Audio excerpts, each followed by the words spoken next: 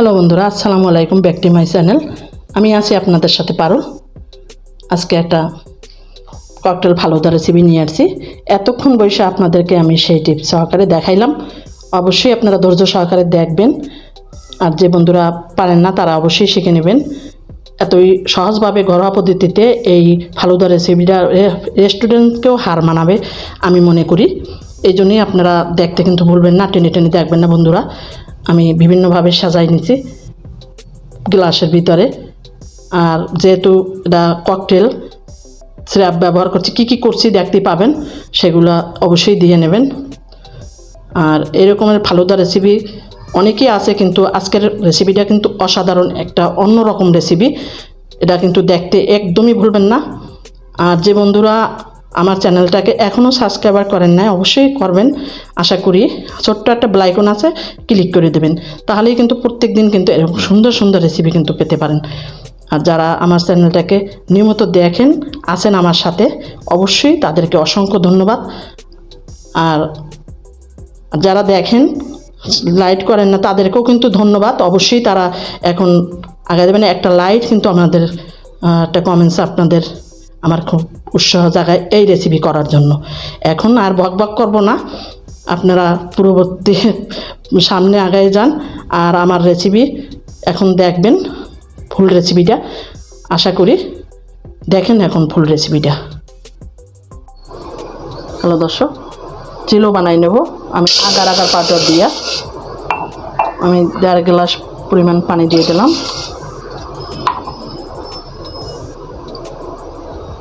Half কাপের মতন চিনি দিয়ে দিলাম সাথে। এখন এটা মিশিয়ে নিই।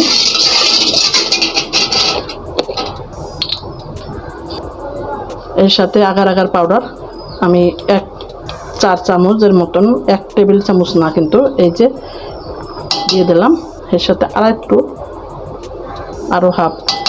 এখন ভালো করে, এখনও কিন্তু চুলার জালটা দিয়ে ভালো করে মিশিয়ে নিতে হবে। হ্যালো দর্শক, আমি মিষ্টির জিনিসে কিন্তু একটু লবণ পছন্দ করি, এই জন্য জেলের ভিতরেও কিন্তু আমি 1 চিমটি লবণ দিলাম। এখন ভালো করে নেড়ে ছেড়ে আমি চুলাটা কিন্তু এখন দাঁড়াই দিলাম। এখন আমি এটা বলক নিয়ে নিই। বলক করলে 2-3 সেকেন্ডের বেশি লাগবে না, হয়ে গেল কিন্তু আমার জেলও এখন আমি বানাই নিতে আসি। হ্যালো দর্শক, আমি এখানে ঢেলে নিতে আসি আগে একটা পাত্রের ভিতরে, প্লেটের ভিতরে। আমি এইটার ভিতরেই কিন্তু বসাবো। হ্যালো দর্শক, আমি এটা সবুজ কালার বানাই নেব। এটা আমি ভালো করে মিশিয়ে নিই। এটা আমি রেড কালার মেশাবো। একটু জলদি করে করতে হবে বন্ধুরা, যেহেতু জমে যাইতে পারে তাড়াতাড়ি, সেজন্য। আমি এই গ্লাস দুইটাও কিন্তু একটু অন্য কালার মিশিয়ে নিতে আসি, একটু ব্লু কালার। এই দুইটা আমি ভিতরে দিয়ে দিলাম। এভাবে দিলে কিন্তু আরও সুন্দর লাগে। এই কালার দুইটা এইভাবে দিয়ে নেবেন গ্লাসের ভিতরে, আগে একটু দিয়ে নিয়ে তারপরে বসাই দেব। এখন আমি এটা ফ্যানের বাতাসে রাইখা আধা ঘন্টা, বেশি লাগবে না, তারপরে আমি আবার আসতেছি। দর্শক, নুডলস আমি তো হাতে সব কিছু করবো আজকে। রেস্টুরেন্ট স্বাদ যেভাবে আপনারা পেতে পারেন, রেস্টুরেন্টে যেভাবে বানায় ফালুদা, সেই ফালুদা কিন্তু আমি এভাবেই বানাবো। একটু লবণ দিয়ে দিলাম, একটু সাদা তেল দিয়ে দিলাম, এতে নুডলসটা ঝরঝরা থাকবে। এখন আমি নুডলসটা ঢেলে দিয়ে সিদ্ধ করে নিতে আসি। সিদ্ধ হয়ে গেছে 2-3 মিনিটের মধ্যেই। এখন পানিটা ছেঁকে নিতে আসি। হ্যালো দর্শক, এখন আমি এখানে লিকুইড দুধ নিয়েছি 1 লিটার, একটু বলক দিয়ে নিয়েছি। আমি সহজ উপায়ে কিন্তু রান্নাটা করব, সাবুদানা আলাদা করে সিদ্ধ করার কোনো দরকার নাই। এখন কিন্তু আমি হাফ কাপের মতন সাবুদানা দিয়ে এখন আমি জাল দিয়ে নিতে আসি, এটা সিদ্ধ করে নিতে আসি এই দুধের ভিতরেই। এখান থেকে আমি অল্প একটু দুধ উড়িয়ে রাখবো, আমার কী কাজে দরকার হয় এখনই দেখতে পাবেন। একটু লবণ দেব, মিষ্টির জিনিসে একটু লবণ হলে কিন্তু ভালোই লাগে, সেই জন্য অল্প একটু লবণ দিয়ে দিলাম আমি।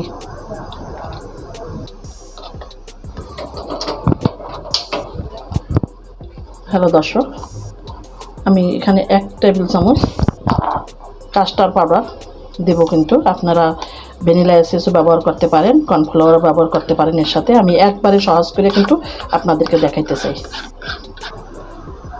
সাবুদানা কিন্তু সেদ্ধ হয়ে গেছে। এখন আমি এর ভিতরে কিন্তু আমি কিন্তু মিষ্টি কিন্তু এখনও ব্যবহার করি না। আমি এখানে কনডেন্স মিল্ক ব্যবহার করব। মিষ্টি আপনাদের পছন্দ মতন কম বাড়াইয়ে দিতে পারেন, আপনারা চিনিও ব্যবহার করতে পারেন। আমি কিন্তু কনডেন্স মিল্ক 1 কোটা পুরা ভর্তি 1 কোটা কনডেন্স মিল্ক দিয়ে দেব। আর ফালুদার ভিতরে বেশি মিষ্টি ভালো লাগে না অবশ্য, কিন্তু আপনাদের পছন্দ মতন আপনারা কম বেশি বাড়াই নেবেন। এখন আমি কিন্তু এটা প্রায় ঘনে আসছে। এখন আমি কাস্টার্ড পাউডারটা একটু একটু করে দিয়ে নেড়ে নিয়ে নিতেছি। এটা পরিমাণ মতন দেবেন, বেশি ঘন হয়ে যায় না যেন, সেভাবে দিয়ে নেবেন যতটুকু দরকার গোলাই নিয়ে।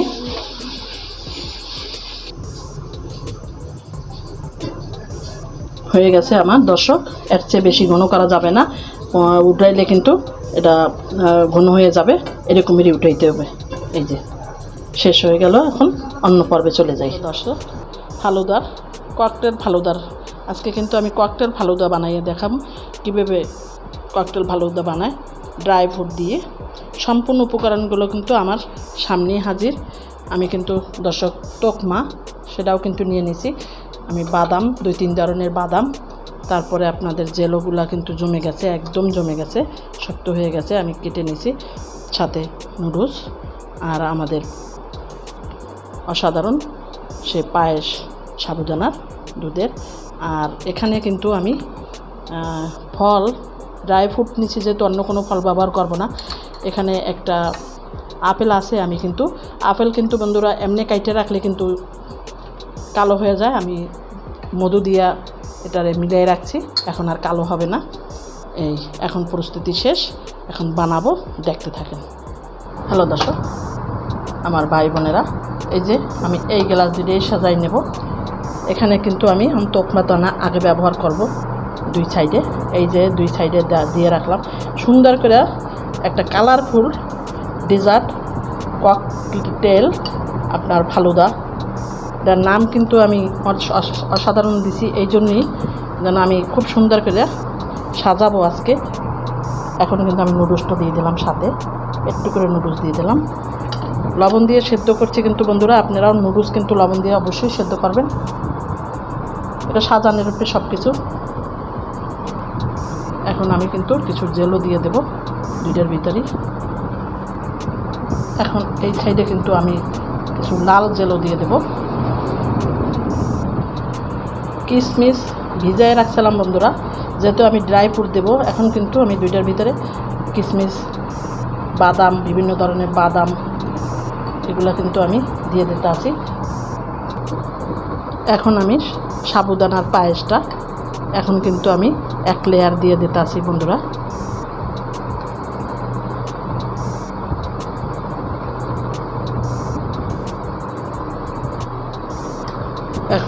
এখন কিন্তু বন্ধুরা আমি আপেলটা দিয়ে দেব। আপনারা কলাও ব্যবহার করতে পারেন, কিন্তু আমি কিন্তু আর কোনো ফল, কলা, তারপরে আনা, এগুলো ব্যবহার করতে পারেন। আমি আর একটু নুডলস ব্যবহার করতেছি।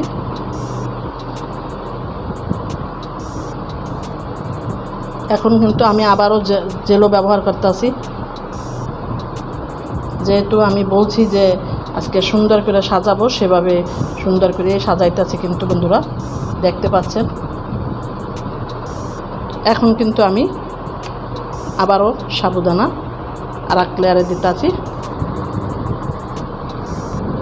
এখন আমি আইসক্রিম, এই পর্যায়ে এসে কিন্তু আমি আইসক্রিম দিতে আছি। এখন গ্লাস ভইরা আইসক্রিম দিতে হবে বন্ধুরা। যে আইসক্রিমের ভিতরে বাদাম থাকবে সে আলাদা করে বাদাম কিন্তু ব্যবহার করার কোনো দরকার নেই। এখন কিন্তু পর্যাপ্ত পরিমাণ বাদাম কিন্তু আমি দিয়ে দিতে আছি। এখন কিন্তু কাঠবাদাম, পেস্তা বাদাম, কাজু বাদাম, সব ধরনের বাদাম আমি ব্যবহার করতেছি। হ্যালো বন্ধুরা, যেহেতু ককটেল বলছি, এখন সিরাপ ব্যবহার করতে আছি। আপনারা কিন্তু এই সিরাপ না ব্যবহার করে কিন্তু আপনারা চকলেট সিরাপও ব্যবহার করতে পারেন। আমি এর সাথে একটা করে চেরি, আরও আকাশ শুকনো বাড়াবার জন্য চেরি দিয়ে দিলাম। কেমন হয়েছে আপনারা নিজেরাই বলবেন আমার এই ফালুদা বানানো। এখন দেখেন আমি আরও কী করি। হ্যালো দর্শক, অসাধারণ ফালুদার রেসিপি দেখতে পাচ্ছেন। আমি এতক্ষণ পর্যন্ত আমার সাথে থাকার জন্য অসংখ্য ধন্যবাদ। আর ভালোভাবে এভাবে যে বন্ধুরা এখনও বানাইতে পারেন না তারা বানাই নেবেন। এরকমের বাসায় বৈশা ঘরোয়া পদ্ধতিতে একদম রেস্টুরেন্ট স্টাইলেই, এর চেয়ে মজার রেসিপি আর কোথাও হয় না। এত সুন্দর করে দেখাইলাম সহজভাবে।